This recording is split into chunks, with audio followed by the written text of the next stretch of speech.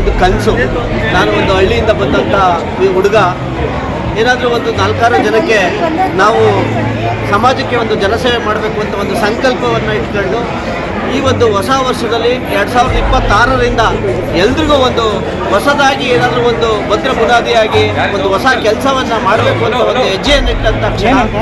ಅದರಲ್ಲಿ ನಾವು ನಮ್ಮ ಮೊದಲನೇ ಒಂದು ಈ 2026ನೇ ಮೊದಲನೇ ಕಾರ್ಯಕ್ರಮ ಹೆಸರಲ್ಲೇ ಜನಸೇವಾ ಅಂತ ಇದೆ.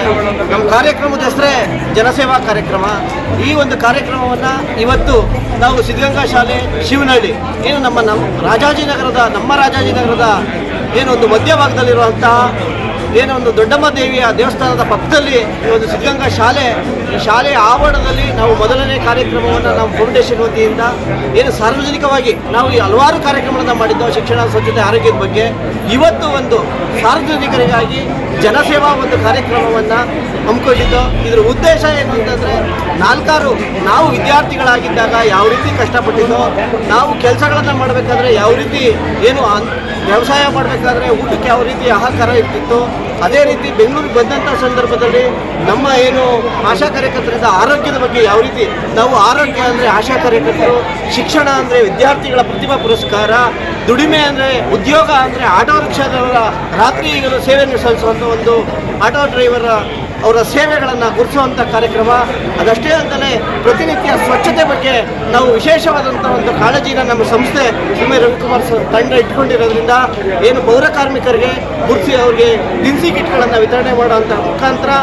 ಅದಷ್ಟೂ ಅಲ್ಲದೆ ನಮ್ಮ ಇತ್ತೀಚಿನ ದಿನಗಳಲ್ಲಿ ಬೆಂಗಳೂರು ಅತಿ ವೇಗವಾಗಿ ಬೆಳೀತಿರುವಂಥ ಪ್ರಪಂಚದಲ್ಲಿ ದೊಡ್ಡ ನಗರವಾಗಿರೋದ್ರಿಂದ ನಾವೆಲ್ಲರೂ ಡಿಜಿಟಲ್ ಯುಗಕ್ಕೆ ಇವತ್ತು ಎಲ್ಲರೂ ಒಂದು ಹೆಜ್ಜೆಯನ್ನಿಟ್ಟಿರೋದ್ರಿಂದ ಇಂದಿನ ಕಾಲದಲ್ಲಿ ಈ ಒಂದು ಸುತ್ತಮುತ್ತಲಿನ ಭಾಗದಲ್ಲಿ ನಾನು ಒಬ್ಬ ರೈತನ ಮಗನಾಗಿದ್ದರಿಂದ ಒಂದು ಸುಗ್ಗಿ ಹಬ್ಬ, ಸಂಕ್ರಾಂತಿ ಅಂದರೆ ಯಾವ ರೀತಿ ಮಾಡ್ತಿದ್ದೋ, ಕಡಗಳನ್ನು ಯಾವ ರೀತಿ ಮಾಡ್ತಿದ್ದೋ, ರಾಸುಗಳನ್ನು, ಎತ್ತುಗಳನ್ನು ಅಥವಾ ಹಸುಗಳನ್ನು ಯಾವ ರೀತಿ ಆ ಕಡದಲ್ಲಿ ರಾಶಿ ಪೂಜೆ ಯಾವ ರೀತಿ ಮಾಡ್ತಾ ಇದ್ದೋ, ಗೋಪೂಜೆಯನ್ನು ಯಾವ ರೀತಿ ಮಾಡ್ತಾ ಇದ್ದೋ, ಸಂಕ್ರಾಂತಿ ಹಬ್ಬದಲ್ಲಿ ನಾವೆಲ್ಲರೂ ಏನು ನಮ್ಮ ಮನೆಗಳಿದ್ದಂಥ ಹಸುಗಳನ್ನು ಅವುಗಳನ್ನು ವರ್ಷಕ್ಕೊಂದ್ಸತಿ ಮೈ ತೊಳೆದು ಬಣ್ಣ ಹಚ್ಚಿ ಅವಕ್ಕೆ ಟೇಪ್ ಕಟ್ಟಿ ಅಲಂಕಾರಿತ ಮಾಡಿ ಅವುಗಳನ್ನು ಪೂಜೆ ಮಾಡುವಂಥ ಒಂದು ಸಂಸ್ಕೃತಿ ನಮ್ಮ ಹಿಂದೂ ಧರ್ಮದಲ್ಲಿ, ಸನಾತನ ಧರ್ಮದಲ್ಲಿ ಕಾಲದಿಂದಲೂ ನಮ್ಮ ಹಿರಿಯರು ನಮಗೆ ಹೇಳಿದರು.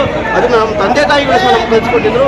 ಆ ಒಂದು ಸನ್ನಿವೇಶವನ್ನು ಈ ಒಂದು ಜಾಗದಲ್ಲಿ ಏನು ಬೆಂಗಳೂರು ನಗರದಾದ್ಯಂತ ಬೆಂಗಳೂರಿನಲ್ಲಿ ಎಲ್ಲರೂ ತಮ್ಮ ಉದ್ಯೋಗಗಳಲ್ಲಿ ಎಲ್ಲರೂ ಬ್ಯುಸಿಯಾಗಿರ್ತಾರೆ. ಅಂಥ ಒಂದು ಸಂದರ್ಭದಲ್ಲಿ ಹಳ್ಳಿಯ ಸೊಬಗನ್ನು ಎಲ್ರಿಗೂ ತಲುಪಿಸೋ ಒಂದು ಉದ್ದೇಶದಿಂದ ಇವತ್ತು ನಮ್ಮ ಸಂಸ್ಥೆ ಒಂದು ಜನಸೇವಾ ಕಾರ್ಯಕ್ರಮದಲ್ಲಿ ಪ್ರಥಮವಾಗಿ ಒಂದು ಪೂಜೆಯನ್ನು ಮುಖಾಂತರ ಮಾಡುವ, ಭೂದೇವತೆಗೆ ಮತ್ತು ಸೂರ್ಯನಾರಾಯಣ ಸ್ವಾಮಿಗೆ ನಮಸ್ಕಾರ ಒಂದು ಪೂಜೆಯನ್ನು ಮಾಡುವ ಮುಖಾಂತರ ಕಾಮಧೇನುವನ್ನು ನಾವು ಒಂದು ಪೂಜಿಸಿ ಇವತ್ತು ಈ ಕಾರ್ಯಕ್ರಮವನ್ನು ಪ್ರಾರಂಭಿಸಿದ್ದೇವೆ. ತಾವೆಲ್ಲರೂ ನಮ್ಮ ಈ ಒಂದು ಕಾರ್ಯಕ್ರಮಕ್ಕೆ ನಮ್ಮ ಏನು ಡಾಕ್ಟರ್ ನಿಶ್ಚಲಾನಂದ ಮಹಾಸ್ವಾಮೀಜಿಯವರು, ಪರಮಪೂಜ್ಯ ವಿಶ್ವೊಕ್ಕಲಿಗರ ಮಠ ಹಾಗೂ ಬಸವನದೇವರ ಮಠದ ಶ್ರೀ ಸಿದ್ಧಲಿಂಗ ಸ್ವಾಮಿಗಳು ಮತ್ತು ಅಖಿಲ ಭಾರತ ವೀರಶೈವ ಮಹಾಸಭಾದ ಡಾಕ್ಟರ್ ಪ್ರಮೋದ್ ಕಿದ್ವಾಯಿ ಸಂಸ್ಥೆಯ ನಿರ್ದೇಶಕರಾಗಿ ವಿವಿಧ ದೇಶಗಳಲ್ಲಿ ಕ್ಯಾನ್ಸರ್ ತಜ್ಞರಾಗಿ ಪ್ರಸಿದ್ಧಿ ಪಡೆದಿರುವಂತಹ ಪ್ರಮೋದ್ ಸರ್ ಅವರು, ಬಸವೇಶ್ವರದ ಒಕ್ಕಲಿಗೆ ವೇದಿಕೆಯ ರಾಜಣ್ಣರವರು, ನಮ್ಮ ಸಂಸ್ಥೆಯಲ್ಲಿ ಹಲವಾರು ಕಾರ್ಯಕ್ರಮಗಳಿಗೆ ಬೆನ್ನೆಲುಬಾಗಿ ನಿಂತಿರುವಂಥ ಮಾರ್ಗದರ್ಶಕರಾದ ಕಂಪ್ರಂಗಯ್ಯನವರು ಹಾಗೂ ಅನೇಕ ಹೆಸರುಗಳಕ್ಕೆ ಇಲ್ಲಿ ಸಾಧ್ಯವಾದಷ್ಟು ಜನ ಎಲ್ಲರೂ ಸಹ ಬಂದಿದ್ದಾರೆ.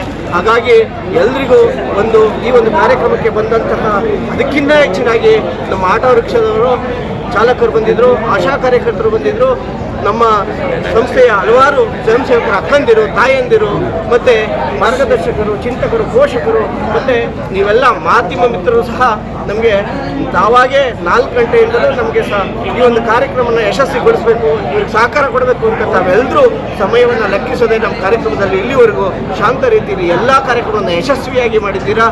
ಮೂಲೆಗೆ ಇಂಥ ಒಂದು ಚಿಂತನೆಗಳು ಬೆಂಗಳೂರಿನಾದ್ಯಂತ, ರಾಜ್ಯಾದ್ಯಂತ, ದೇಶಾದ್ಯಂತ ಒಂದು ಯುವ ಪ್ರತಿಭೆಗಳನ್ನು ಬೆಳೆಸಲು, ಪೋಷಿಸಲು ನೀವೆಲ್ಲರೂ ನನಗೆ ಸಹಕಾರ ನೀಡ್ತಾ ಇದ್ದೀರಾ. ಈ ಒಂದು ಸುತ್ತಮುತ್ತಲಿನ ಎಲ್ಲ ಸಾರ್ವಜನಿಕ ಬಂಧುಗಳು ಸಹ ನನಗೆ ಬಂದು ಆಶೀರ್ವಾದ ಮಾಡಿದ್ದಾರೆ. ಎಲ್ರಿಗೂ ಚಿಲುಮೆ ರವಿಕುಮಾರ್ ಫೌಂಡೇಶನ್ ವತಿಯಿಂದ ಹೃದಯಪೂರ್ವಕವಾದಂಥ ಅಭಿನಂದನೆಗಳು. ಕೇಳ್ತೀವಿ, ನೀವು ಹಿಂದಿನ ಕಾಲದಲ್ಲೆಲ್ಲ ಕಾಯಿಲೆ ಬರ್ತಿತ್ತಲ್ಲ, ಏನು ಮಾಡ್ತಾ ಇದ್ರ, ಯಾಕೆ ನೀವು ಅವಾಗೆಲ್ಲ ಹಾಸ್ಪಿಟ್ಲುಗಳು ಇವತ್ತಿನ ಥರ ಡಿಜಿಟಲ್ಲು ಸ್ಕ್ಯಾನಿಂಗು ಹಾಸ್ಪಿಟ್ಲುಗಳಿರಲಿಲ್ಲ, ಅವಾಗೆಲ್ಲ ನೀವು ಯಾವ ರೀತಿ ಔಷಧಗಳನ್ನು ತಗೊಳ್ತಾ ಇದ್ರು ಅಂತ ಕೇಳಿದಾಗ ಅವ್ರು ನಮಗೆ ಮಾಹಿತಿ ಹೇಳ್ತಾರೆ. ನಮ್ಮಲ್ಲಿ ಹಳ್ಳಿಗಳಲ್ಲಿ ಪಂಡಿತರುಗಳಿದ್ದರು, ಗಿಡಮೂಲಿಕ ಔಷಧಗಳನ್ನು ಕೊಡ್ತಾಯಿದ್ರು. ಅಂಥ ಸಂದರ್ಭದಲ್ಲಿ ನಾವೇ ಮನೆಗಳಲ್ಲಿ ಅದನ್ನು ಅರೆದು ಸೊಪ್ಪುಗಳನ್ನು ತಂದು ನಾವು ಆರೋಗ್ಯವನ್ನು ರಕ್ಷಣೆಯಿಂದ ನೋಡ್ಕೊಳ್ತಾ ಇದ್ದೋ, ನಾವು 90 ವರ್ಷ 100 ವರ್ಷಗಳ ಬದುಕ್ತಾ ಇದ್ದೋ, ಯಾವುದೇ ರೀತಿಯಾದಂಥ ಆರೋಗ್ಯದಲ್ಲಿ ಏರುಪೇರು ಆಗ್ತಾ ಇರಲಿಲ್ಲ ಅನ್ನೋದನ್ನ ಮಂದಟ್ಟು ಮಾಡ್ತಾರೆ. ಅಂಥ ಸಂದರ್ಭದಲ್ಲಿ ನಾವು ಒಂದೇನಾದರೂ ಈ ಸಮಾಜಕ್ಕೆ, ಈ ಬೆಳೀತಾ ಇರೋಂಥ ನಗರಕ್ಕೆ ನಾವು ಇಂದಿನ ನಾವು ವೈಜ್ಞಾನಿಕ ಪದ್ಧತಿಗಳಿಂದ ಬಿಟ್ಬಿಟ್ಟು ಇವತ್ತು ಡಿಜಿಟಲ್ ಪದ್ಧತಿಗಳಿಗೆ ಹೋಗಿದ್ದೀವಲ್ಲ ಅನ್ನೋದನ್ನ ನಾವು ಮತ್ತು ಎಲ್ಲರೂ ಕೆಲವರು ಏನು ಆರೋಗ್ಯದ ಬಗ್ಗೆ ಜಾಗೃತಿ ಕಾಳಜಿ ಅನ್ನೋದು ಇಟ್ಟರೆ ಆ ಮನೆಯಲ್ಲಿ ದೀಪ ಬೆಳಗ್ತದೆ, ಮನೆ ಬೆಳೆದ್ರೆ ಆ ಊರು ಬೆಳೀತದೆ, ಊರು ಬೆಳೆದ್ರೆ ನಾಡು ಬೆಳೀತದೆ ಅನ್ನೋ ಒಂದು ಉದ್ದೇಶದಿಂದ ನಮ್ಮ ಆಹಾರ ನಮ್ಮ ಆರೋಗ್ಯ ಈ ಒಂದು ಲಡ್ಡನ್ನು ಯಾಕೆ ಅವಾಗ ಅಜ್ಜಿದಿರು ಕೇಳಿದಾಗ ಆ ಥರ ಕೊಡ್ತಿದ್ರು ಅಂತಾರೆ. ನಾವು ಅಕ್ಷೆ ಬೀಜ ಮತ್ತು ಕಡಲೆಕಾಯಿ ಬೆಲ್ಲದಿಂದ ಮಾಡಿರೋವಂಥ ಲಡ್ಡು. ಈ ಲಡ್ಡುವನ್ನು ಎಲ್ಲ ಅವರು ಮನೆಗಳಲ್ಲೇ ಮಾಡ್ಬೋದು. ನಾವು ಹೆಲ್ಪ್ಲೈನ್ ಸಹ ಮಾಡಿದ್ದೀವಿ. ನಾವು ಒಂದು ಹ್ಯಾಂಡ್ಬಿಲ್ಲನ್ನು ಕರಪತ್ರವನ್ನು ಸಹ ಎಲ್ರಿಗೂ ತಲುಪಿಸ್ತೀವಿ. ಯಾವೆಲ್ಲ ಪದಾರ್ಥಗಳನ್ನು ಎಷ್ಟೆಷ್ಟು ಪ್ರಮಾಣದಲ್ಲಿ ಬಳಸಿ ಅದನ್ನು ತಯಾರು ಮಾಡ್ಕೊಬೋದು, ಒಂದು ದಿವಸ ತಿಂದರೆ ಒಳ್ಳೆಯದಾ, 2 ದಿವಸ ತಿಂದರೆ ಒಳ್ಳೆಯದಾ, ಅಥವಾ ಚಿಕ್ಕ ಮಕ್ಕಳು ತಿನ್ಬೋದಾ, ವಯಸ್ಸಾದವ್ರು ತಿನ್ಬೋದಾ ಅನ್ನೋ ಪ್ರಶ್ನೆಗಳು ಸಹ ಬಂದಿದೆ. ಎಲ್ಲರೂ ತಿನ್ಬೋದು, ಇದನ್ನು ಯಾವ ಸಮಯದಲ್ಲಿ ಬೇಕಾದ್ರೂ ತಿನ್ಬೋದು, ಅವರೇ ಮನೆಗಳಲ್ಲಿ ತಯಾರು ಮಾಡ್ಕೊಂಡು ತಿನ್ಬೋದು, ಏನೆಲ್ಲ ಬೇಕಾದ್ರೂ ಸಾಧನೆ ಮಾಡ್ಬೋದು. ಹಾಗಾಗಿ ನಮ್ಮ ಆಹಾರ ನಮ್ಮ ಆರೋಗ್ಯ. ನಾವೆಲ್ಲರೂ ಯೋಗ ಮಾಡೋಕ್ಕಾಗಲ್ಲ, ಎಲ್ಲರೂ ವಾಕಿಂಗ್ ಮಾಡೋಕ್ಕಾಗಲ್ಲ, ಕೆಲಸದ ಒತ್ತಡ ಎಲ್ರಿಗೂ ಇರ್ತದೆ, ಸಮಯದ ಅಭಾವ ಇದೆ.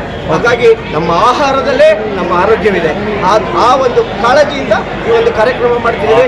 ಅನ್ಯಥಾ ಕೆಲವರು ಇದರಲ್ಲಿ ಆಲ್ರೆಡಿ ಏನು ಅದರ ಕೊಡೋಕ್ಕೆ ಅಧಿಕಾರಿಗಳನ್ನು ತಡಿಸಿದ್ರು, ಟೆಸ್ಟ್ ಆಯಿತು, ರಿಪೋರ್ಟ್ ಬಂದಿದೆ. ಇದು ಸೇವೆ ಒಂದು ಯಾವುದೇ ರೀತಿಯಾದಂಥ ಇದರಲ್ಲಿ ಫಲಾಪೇಕ್ಷತೆ ಇಲ್ಲದೇ ಮಾಡ್ತಾ ಇರೋಂಥ ಸೇವೆ. ನಾವೆಲ್ಲರೂ ಸಹಕಾರ ಮಾಡಬೇಕು ಅಂತ ಮನವಿ.